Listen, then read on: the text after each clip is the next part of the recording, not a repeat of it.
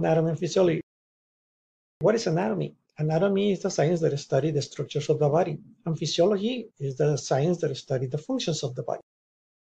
Next, human structure is important because our body is organized, right? It has certain organization, and an organism such as human is composed of systems. Systems is composed of organs.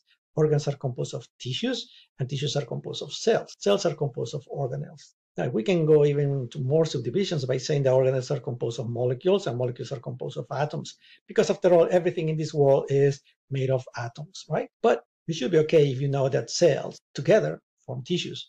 Tissues together forms organs. Organs together form systems, and systems together form an organism. In this case, the human being.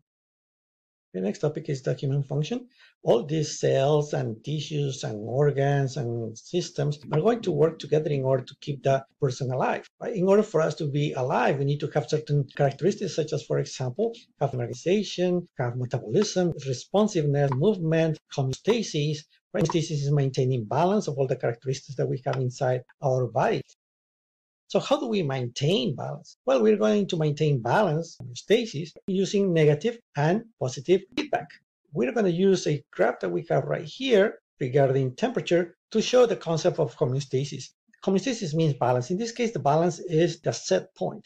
Anything that deviates from the balance is going to be considered not normal. So if the temperature goes up, your body will put the temperature down and bring it to homeostasis. If the temperature is down, your body will work in order to bring this temperature up to the normal set point, in this case 37 degrees.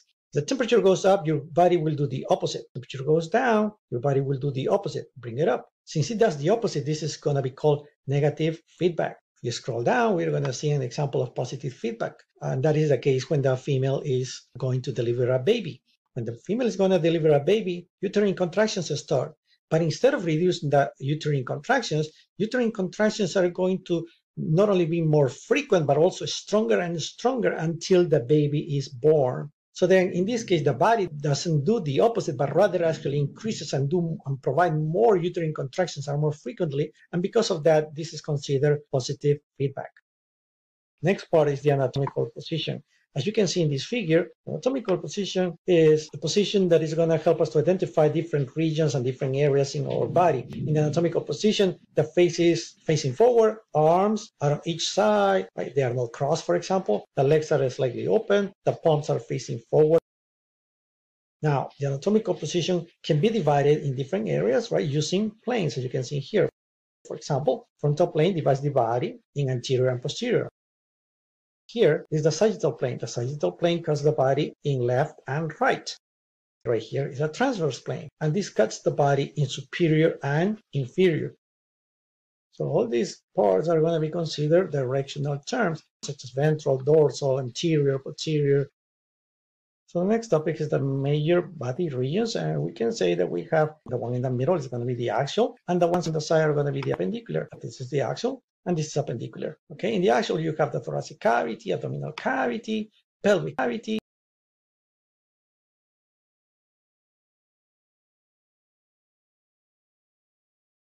Scroll down, you can see in there that the abdominal cavity can be divided in quadrants, such as left upper, left lower, right upper, right lower. Okay, and these quadrants are going to help us identify the position of the organs that we have in the abdomen.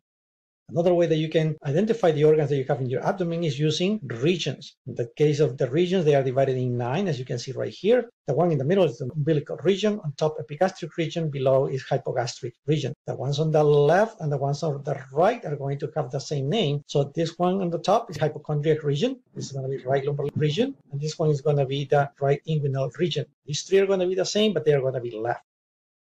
The next topic is body cavities, and we said that we have different cavities, such as thoracic cavity, abdominal cavity. We already mentioned that. Obviously, different organs are going to be located in there. Like, for example, in the cranial cavity, you have the brain, and thoracic cavity, you have the heart and the lungs.